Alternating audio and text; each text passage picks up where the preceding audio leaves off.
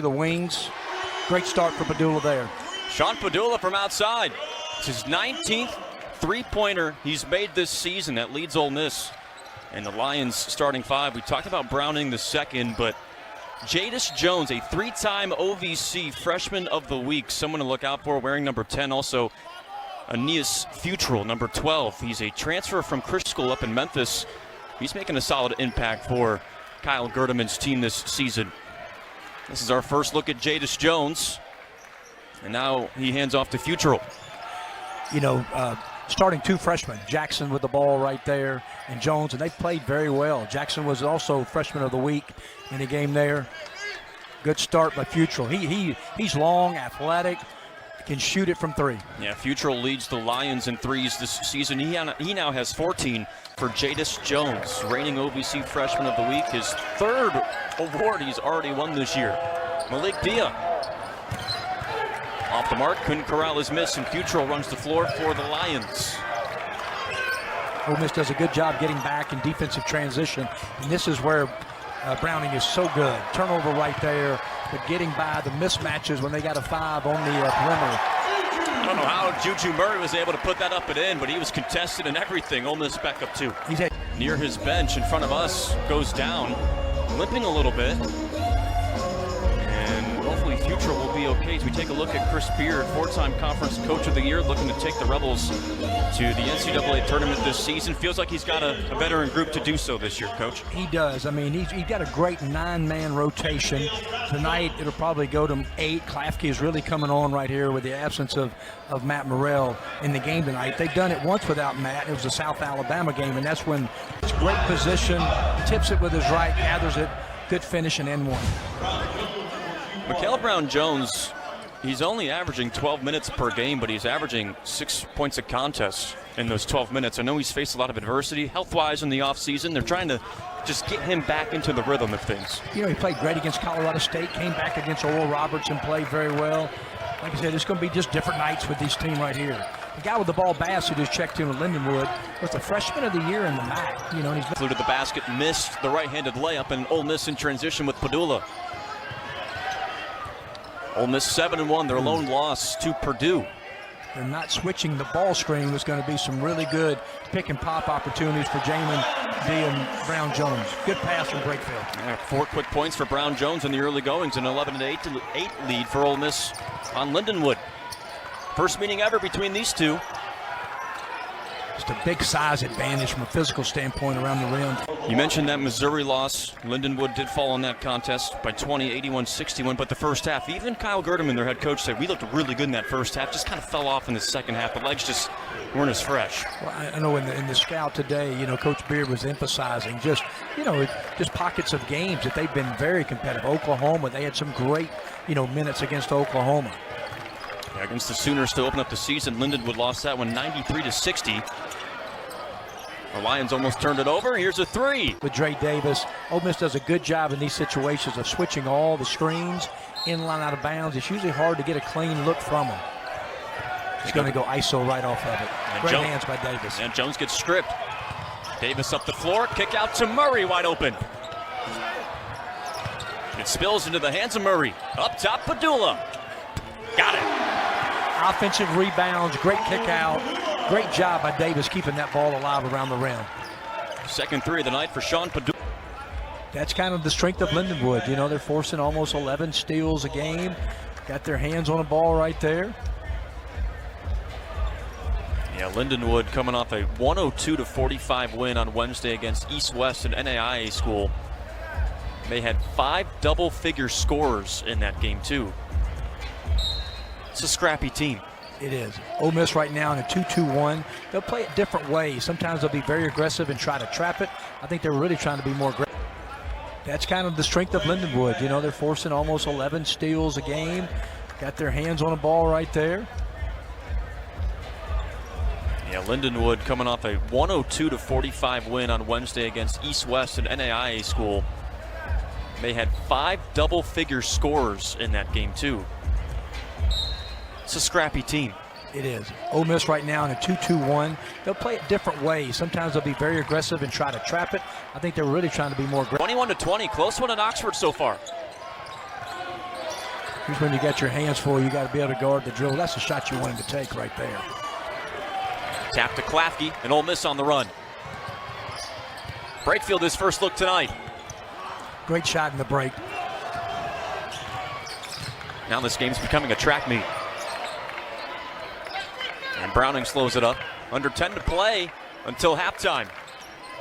Ole Miss hitting 50% of its shots. Lindenwood and draws the foul. That time, Lindenwood did a really good job in offensive transition. Like I said, I'm really impressed. I think of just watching all the game tape, I think this is the best I've seen them with ball movement. I mean, they play off the dribble, but that ball is getting moved from side to side, especially early on in offense. Yeah, 3-5. The Lions coming into today, their third SEC opponent and last this season. Fell to Oklahoma and Missouri. They got lucky there. Really good pass by Padula. Murray off the mark. Dia with the rebound. 26-24. The Lions on top of number 23 Ole Miss on the road. Murray with 7. Murray loses the handle. Up ahead to Bass. And he's fouled. Fouled hard too. Fouls on Juju Murray. Now Ole Miss will go to all the switching right here. Everybody has their that's kind of an awkward place. I get this deep sideline right here. But you'll notice right here, Jake, that Ole Miss will switch all the screens. And so really in late game situations, that causes a lot of problems when they do such a good job of trying to switch. Watch Dia right here. You got switch, switch. Uh-oh, that was no good there. Yeah, he lost Bass, and Bass misses the teardrop shot, and he's frustrated. So instead, they sat at another one beside the original coffee shop they talked about. He said they talked for nearly 2 hours about everything about the program, and it was right then that Dia knew this was the place for him, that Ole Miss was the best decision. And Coach Beard talks so much about the work ethic that Dia has, and Dia also talks about the fact that they push him every day in practice, and he feels like he's in the right spot. Yeah, thank you, Laurel. Yeah, that coffee shop story is one for the ages, for sure. As Barnes knocks down the mid-range J. Points tonight. Second highest for Ole Miss. As Browning lost the handle. Up ahead to Padula. And Padula blows it. Bass gets the rebound. That's your worst fear in a breakaway layup, isn't it? Well, it was. He went up there and he got caught trying to dunk a ball. You know, I'm sure he's laid a bunch of them in. But I'm sure he felt good tonight. He'll get it back. That must make your head spin as a head coach. Well, it does, but you know. Morrell tonight, lower body injury. He's day to day. Never underestimate that, Jake. I mean, when you take Matt Morrell out of your lineup, and it just, that was a great, now they're firing or doubling a ball screen. So now they've changed their ball screen coverage from switching. Brown Jones did a great job of doubling. And when you're going to double ball screens, the biggest thing is pressure without fouling. Ole Miss did a great job there. And back to Matt Morrell, Coach. You missed the scoring, right? Matthew Morrell averaging nearly 13 points per game, but also the steals. He's second. Brown Jones is their best low post scorer. He was a first-team All-Southern Conference honoree last year at UNCG, had his career best season. And he completes the old-fashioned three-point play. Now Ole Miss has been in a 2-2-1 there, in a 1-2-2. They'll kind of trap it at the half court, and they'll go back to man-to-man. Bass steps back from distance. That's a hard shot. That's a bad shot. I mean, they got to, you know, like I said, they just settled right there. So, again, Ole Miss's 1-2-2 pressure kind of forced a bad game after a slow start. Sometimes you go to pressing. Sometimes you go to trapping. And I think that Coach Beard thought that their energy level wasn't tremendous. So he's starting to double ball screens, and it just creates an energy, and it gets your back end of your defense going. See the points off turnovers so far. Lindenwood has that advantage, 10 points off 4 Ole Miss turnovers. As Jamin Brakefield returns for Ole Miss, Brown Jones to the bench. Just about young players, that those guys, as old as college basketball is, just have a great maturity about them. Turnaround jumper for Barnes, leaves it short. Ole Miss 0 for 4 to begin the second half. And Bass loses it, but he got hacked. Sean Padula commits personal foul number 1. So as a coach, you're just going to your bench. You're trying. I know he coached him with his right hand. First 2 points today for Brakefield in his final season at Ole Miss, Jackson, Mississippi native. What a great piece on him at halftime. I'm telling you, he does so many wonderful things in this city that just when nobody's watching, I mean, he's so great with the youth in Oxford. He's just a great ambassador for Ole Miss in the state of Mississippi, especially with his role as a college player with young people. Trey Davis gets the free throw miss. Tough one. Is that a goaltend? It is. They'll count it. Really caught Browning really trying to overplay the guard to kind of that slot area pass. Great back cut. Good finish with a chance to complete a three-point play by Padula. And they're going to review this as well to confirm or. Foul on the court is goaltending. All right, you heard from Terry Oglesby. That play is under review. Terry Oglesby is one of the very best in college basketball. In high school, and then a few months later he decommitted to play the sport that he had won 2 state titles in while he was in Missouri, and was also the Missouri Gatorade Player of the Year in high school. He just said he couldn't really see himself playing football. He had only played it for a couple of years in high school, and then he just knew basketball was really what was truly in his heart. So Coach Dermody said he's really pleased to have him. He's a great player, and they're thankful he made that decision to play some ball at Lindenwood. Absolutely, Laurel. Thank you. Mikhail Brown-Jones. This is an N1 fest. Concerted effort to really take advantage of their size and physicalness around that rim. What was it about the first half that Ole Miss just wasn't getting those paint touches? Yeah, I mean, I give Lindenwood credit. I mean, Ole Miss attacked the paint, but I think they did settle. And I'm not saying they shot bad threes, but sometimes it just gets a time when you look at that free throw chart. He's only shot 1 free throw, because that means what? The other team's not in foul trouble. And in these kind of guarantee games right here, you know, with an SEC team playing an OVC team, I mean, you need to get to their bench. Kind of have back-to-back practices. They play a little banged up. Again, right through Brown-Jones off the wide post. Wildy called for this foul on Brown-Jones. And Wildy's first foul tonight. And you look at Brown-Jones, 12 points. He's 5 for 6 from the floor. It's just those paint touches, especially here in the second half. Well, he takes his time in the post. He doesn't get rushed. He's a really good rim runner, too, in the break. I mean, he'll really collapse the defense right there. Murray thought about it. Now it's Davis.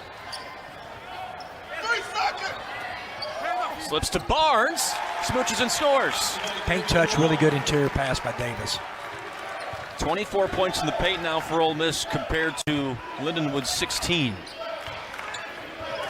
Now the Rebels outscoring the Lions 15-9 in this second half. And Ole Miss starts. Like I said, now they're starting to get to the foul line. What Lindenwood's got to do right now is take good shots. They can't take quick shots. Another really good verticality. Tough shot right there coming out of the timeout, but really good verticality play by Ole Miss. Barnes lets it fly. And Dia comes in for the offensive board. That's a part of the game that Chris Beard stressed with Laurel. Win at half, rebounding. Possession down to 8 for Murray. Ole Miss is outscoring Lindenwood 21-9 in the second half. And a foul on Colin Ruffin. Seen his first minutes of action today, 6'4" sophomore. You know, it's what mature teams do. And I know Ole Miss didn't get off to the start that they wanted, but just how can you respond? And all the practices that we all have done over our years is trying to get your team to be able to respond from a timeout when the game is not going right, when it didn't start. Really do hope the best for that young man. He's a talented player. As the rebound falls to Klafke for Ole Miss. And the Rebels in this second half now 7 for 14 shooting. They've limited Lindenwood to just a 30% field goal percentage so far in the second half. Straight down, high, low, nothing they can do right there. That's just a simple set. I mean, just kind of a horn set. They just throw it and just slash the 5-man right there. He plays behind. Really good pass from Jamin. And Brown-Jones, what I love that terminology, he's got his nose right at that rim right. He's a terrific offensive rebounder. He's got great angles. You know, he used his hands right there. When he offensive rebounds the ball, he plays good. Good possession. That was a good extra pass by Klafke. That was a great step-in three for Barnes. And Jamin Brakefield now moved up to 36th all-time in career points scored at Ole Miss. Jones needs help. Klafke's all over him. Now the whistle comes in, jump ball, and it stays this way with the Lions. You love that from the freshman. And they say, you watch him in practice, he's got great communication. Second half. And when you bring in those two guys, Murray and Padula, they embrace being teammates. And, sometimes you look at that competition as a negative thing, but those guys said, no negativity here. We want to learn from each other and learn how we can make this team better. Great play out of timeout right there. Great play. They kind of reverse dribble, set the back cut up. Padula made a great hammer throw to the corner for Klafke. Really good job of executing by Ole Miss after the timeout. Klafke's now 5 for 6 from 3. Ole Miss went to the free throw line. They had just 2 free throw attempts in the first half, and now they're 11 for 15 from the line. 10 for 13 in this half. They just made a concerted effort. We're going to throw that ball to the post, and we're going to play through it, and then the whole game just changed. Johnson leaves it short. And Padula with his 19 points just picked up his 5th rebound tonight.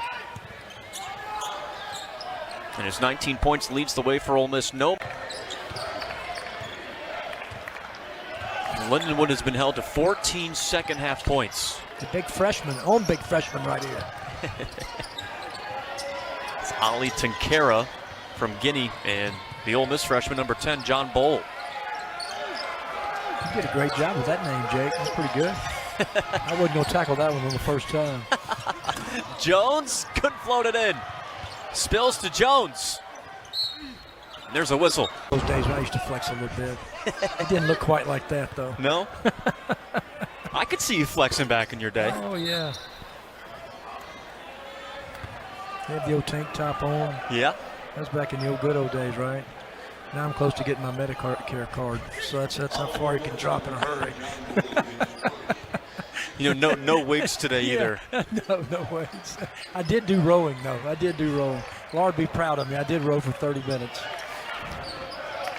Takes it away from his freshman teammate, Tenkera. Bass. Wow. He's still shooting it from deep. He did. Got his feet set. Kind of wasn't off the dribble. Kind of a step in right out of the break. Good shot. Kyle Gerdeman told us that Bass is in his 7th different school in 7 years, dating back to his high school days. Isn't that amazing? It's amazing just right now, just how high school guys are just leaving. Just go from one high school to the other, then prep school. And all of a sudden, you think about moving. And they had a deflection out of the double team. The SEC is going to be a grind this year. No cupcakes at all. Oh, zero. I mean, take Vanderbilt. Vanderbilt, new coach from James Madison has come in and done really good. They've got really, really good guards. And we'll do it down the road. But I'm telling you, the freshman phenom guards in the SEC, there's 5 of them. And they could all, if they can handle the rigors of the SEC, they could all be first-round picks at the end. And so, well, he's been impressive. 2 free throws right there, a rundown block, made a 3. The big fella's doing a good job right here. He's done all of it in 2 minutes. 82-51 advantage for Ole Miss. And whistle comes in on Robert Coward. Crowd starting to get up and excited because Cam Brent's come off the bench. There he is. The ovation of the night. The bench. Got himself in the paint over the big 7-footer right there. R.J. Horry called for the foul, his first, number 0. All right, we put it on him. Coach's sons are automatic at the free throw line, Jake. What'd I tell you? What'd I tell you? It's like he's on the 18 at the Masters. Everybody falls silent for Cam Brent. Oh, they're just